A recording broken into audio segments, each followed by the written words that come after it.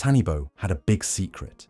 He was married to 2 women, Ash and her mother, Ukosi, but they didn't know about each other. For years, he had kept this secret, but secrets don't stay hidden forever. Tanibo was 35 years old when he married for the first time. At that age, everyone in his village of Olumir expected him to have a wife, but he didn't. People teased him all the time. His friends would laugh and say, "Tanibo, are you waiting for a wife to fall from the sky?" His mother would nag him. "You're not getting any younger.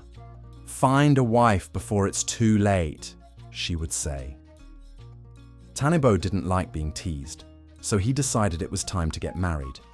Ukosi was the woman he chose. She was a widow in her 50s who worked hard to provide for her children.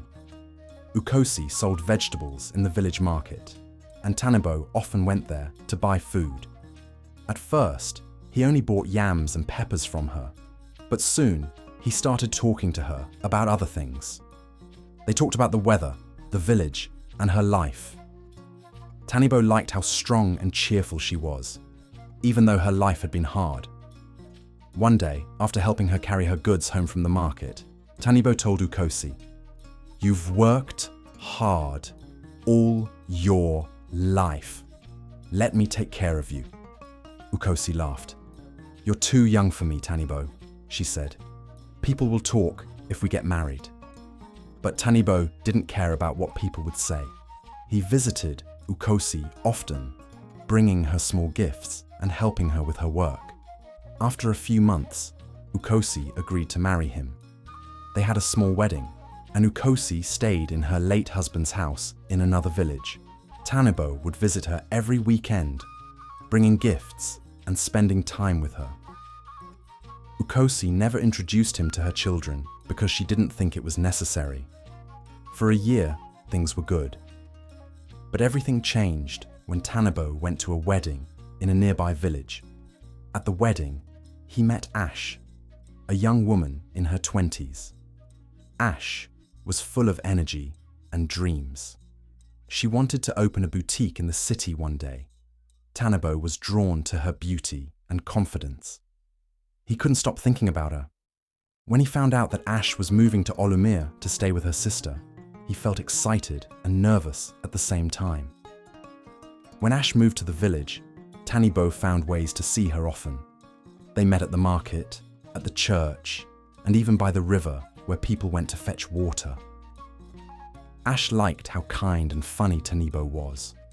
She didn't know that he was already married to her mother. Tanibo didn't tell her, and Ash didn't ask. She just called her mother Mama and didn't say much else about her family. Soon, Tanibo and Ash became close. After a year, he proposed to her, and she said yes. Their wedding was big and filled with music and dancing. Everyone in the village came to celebrate. After the wedding, Ash moved into Tanibo's house in Olumir. Tanibo now had 2 wives, and he tried very hard to keep them from finding out about each other. During the week, he stayed with Ash in Olumir, but on weekends, he went to visit Ukosi. He told Ash that he had to travel for work, and he told Ukosi that he was busy with business during the week. For 3 years, he managed to keep the secret, but Ash started to get curious. She asked, "Why do you have to leave every weekend? Why can't I come with you?" "It's just work," Tanibo would say. "You'd be bored if you came along." Ash didn't believe him, but she didn't argue. Instead, she started watching him closely. She noticed that he always seemed nervous when he packed for his trips. She wondered if he was hiding something. One day, Ash came home with big news. "Mama's coming to visit," she said. "She's finally coming to see me.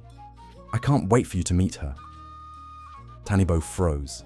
His heart started beating very fast. "Mama?" he asked, trying to sound calm. "Yes," Ash said, smiling. "She'll be here tomorrow." That night, Tanibo couldn't sleep. He knew the truth would come out when Ukosi walked through the door. He thought about running away, but he didn't know where he would go. He thought about telling Ash the truth, but he was too scared. The next day, Ukosi arrived.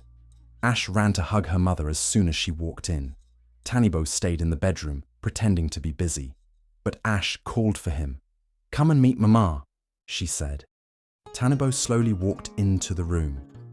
As soon as Ukosi saw him, her face changed. She looked shocked and confused. "Tanibo," she said quietly. Ash looked at her mother, then at her husband. "You know him?" she asked. Ukosi's voice shook as she said, "Yeah, he's my husband too. He married me before he married you." Ash screamed. She couldn't believe what she was hearing. "What?" she shouted. "How could you do this, Tanibo?" Tanibo didn't know what to say. He just stood there, staring at the floor. Ash and Ukosi were both crying now, and their pain was too much for him to bear.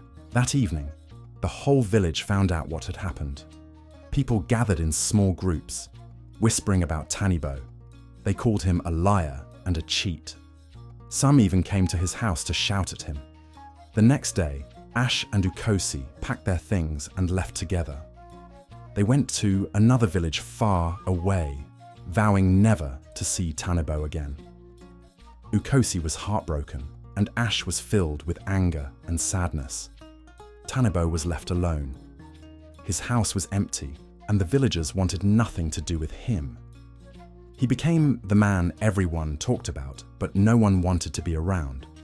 Children would point at his house and say, "That's where the man with 2 wives lives."